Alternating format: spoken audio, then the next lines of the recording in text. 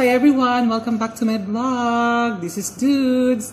How are you guys? I hope you're doing fine. Okay pa ba dyan? Okay pa ba kayo lahat dyan? Okay, that's good, no? So, for today's topic, for today's vlog, actually, I'll be sharing with you the importance of mental health and mental illness such as anxiety, because personally, I've been experiencing such anxiety in the past few months. That's why I wanted to share with you my story, and I wanted to share with you how to cope up with this problem, because nowadays it's really common that we really need to know and be aware kung ano tong mga nangyayari sa paligid natin, no, which can affect our mental health.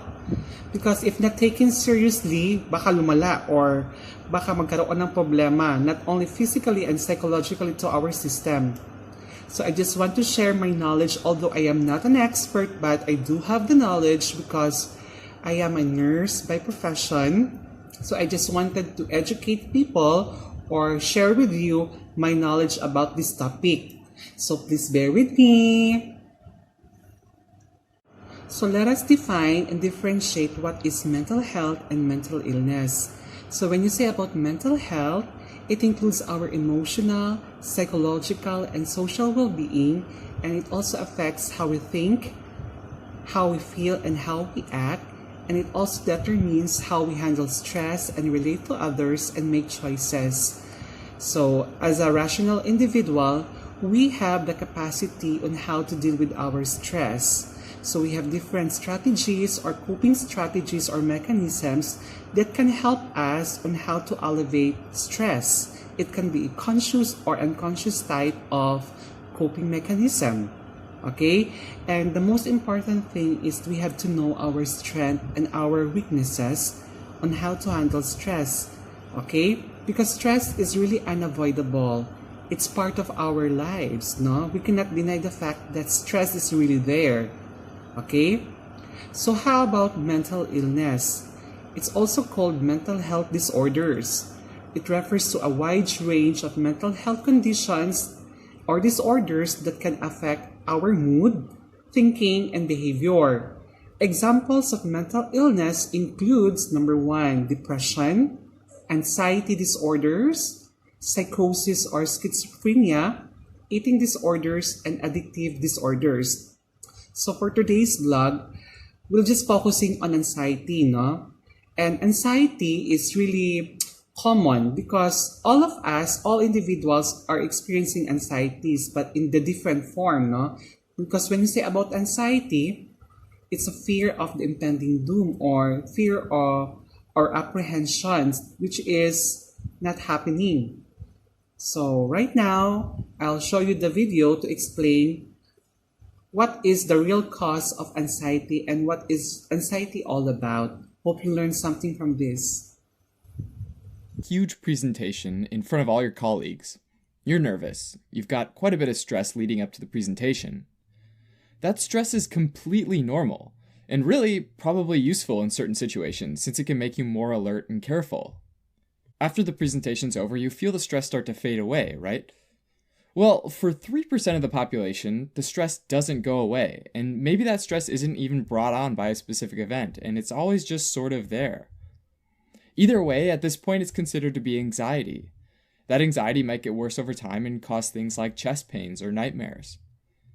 Sometimes the anxiety is so severe that it causes someone to be anxious about leaving the house or doing everyday things, like going to work or school. This anxiety might be a sign of generalized anxiety disorder, sometimes shortened to GAD. GAD is characterized by excessive, persistent, and unreasonable anxiety about everyday things like money, family, work, and relationships. Even sometimes the thought of getting through the day causes anxiety. If the anxiety is persistent, then it doesn't seem to go away. If it's excessive, it's usually more than someone else might feel, and if it's unreasonable, they probably shouldn't have a reason to feel anxious about it. People who have GAD might even understand that their anxieties are excessive and unreasonable, but they feel it's out of their control and don't quite know how to stop it. People with severe GAD might be completely debilitated and have trouble with the simplest daily activities, or they might be only mildly effective and might be able to function socially and hold down a job.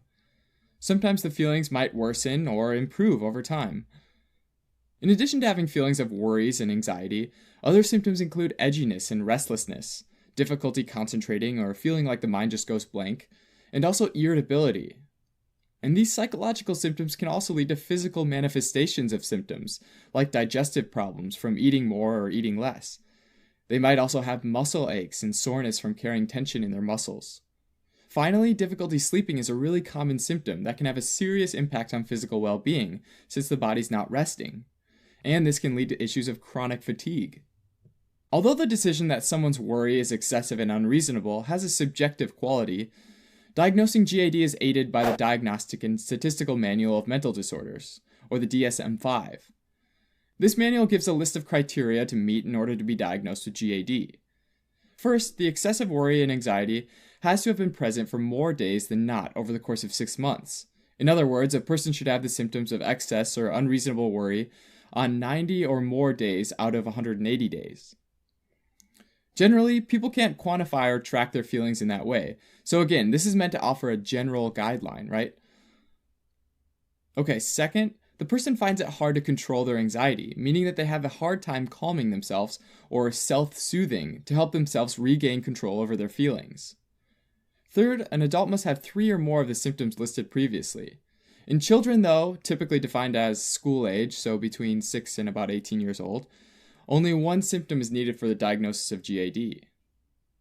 Another criteria is that the anxiety causes impairment in important daily activities like school or work. For example, they might miss deadlines or find it difficult to even go to work because of their symptoms. Fifth, the symptoms are not attributable to the physiologic effects of drugs or medication, or due to a medical condition like hyperthyroidism, which creates an excess of thyroid hormone, which can sometimes cause symptoms of anxiety and worry. Finally, their anxiety isn't better explained by another mental disorder, like social phobia or panic disorder. Just like a lot of other mental disorders, it's unclear exactly why some individuals develop generalized anxiety disorder, but it's thought to be a combination of genetic and environmental factors, as it seems to run in families. It also has been shown to be twice as prevalent in females than in males. Treating GAD, like many mental disorders, may involve psychotherapy, medication, or a combination of the two. If it's psychotherapy, cognitive behavior therapy has been effective since it teaches the patient to think and behave in different ways, and react differently to situations that would usually cause anxiety and worry. Medications like benzodiazepines or antidepressants might be prescribed as well. Benzodiazepines are a type of psychoactive drug that have a relaxing and calming effect. Antidepressants might also be prescribed, like selective serotonin reuptake inhibitors, or SSRIs, which regulate the serotonin levels in the brain and help elevate mood. Even though both medications and cognitive behavior therapy have similar effectiveness in the short term, cognitive behavior therapy has major advantages over medication in the long term, due to unwanted effects of the medication like tolerance, dependence, and withdrawal. So I hope everyone learned something from this video, and it's my pleasure to give awareness about mental health and mental illness, especially anxiety.